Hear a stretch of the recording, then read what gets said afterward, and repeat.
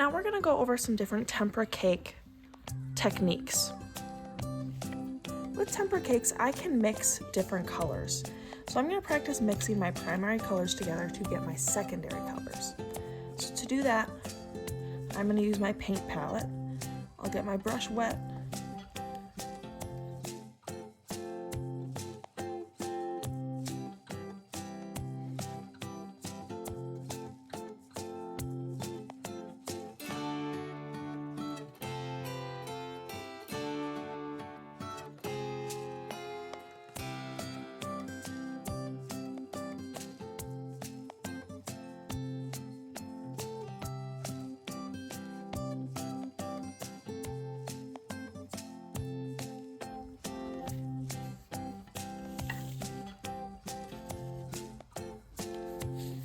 Also mix tints and shades. So a tint is when you add white to a color to make it lighter, and a shade is when you add black to a color to make it darker.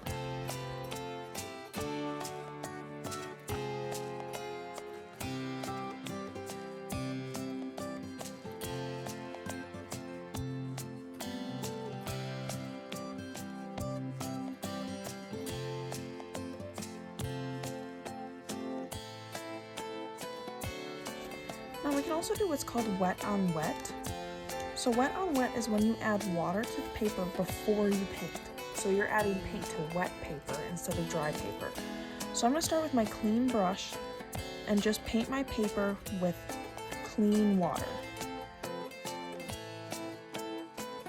Then while that is still wet, I can go ahead and add my paint. And you can see it kind of spread out.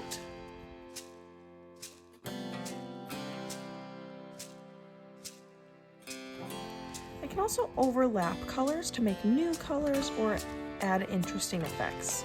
So I'm going to start with one color.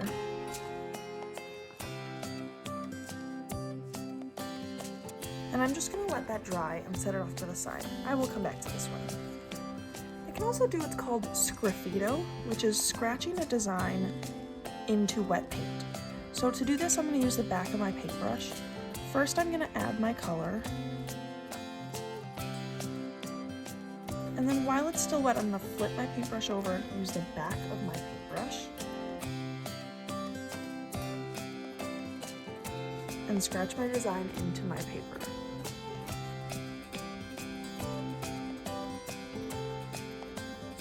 Now this is called an oil pastel resist. So to start, I'm going to take an oil pastel and draw a design.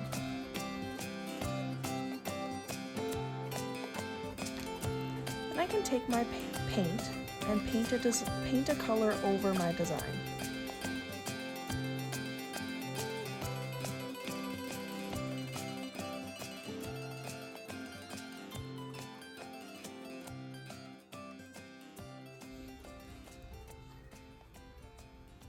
We can also make controlled splatters. So this is when I take my paintbrush and I want plenty of water on my brush. And then I'm going to tap my brush with my other finger to splatter onto my paper.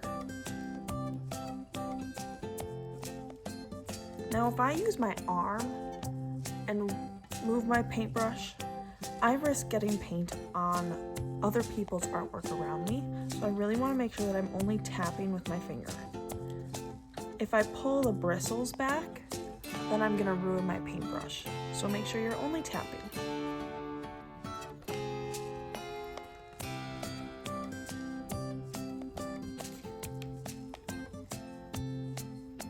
You can also paint with a sponge. So I'm going to take my sponge and I can dip it either in my paint palette with my mixed color or on my tempera cake.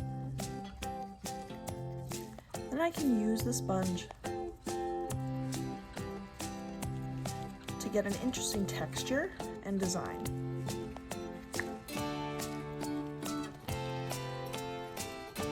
Now this sponge does not go in your water cup, because if we put it in our water cup, we're going to get drips of water all over our paint mat and make a huge mess. So make sure to keep the sponge out of your water cup.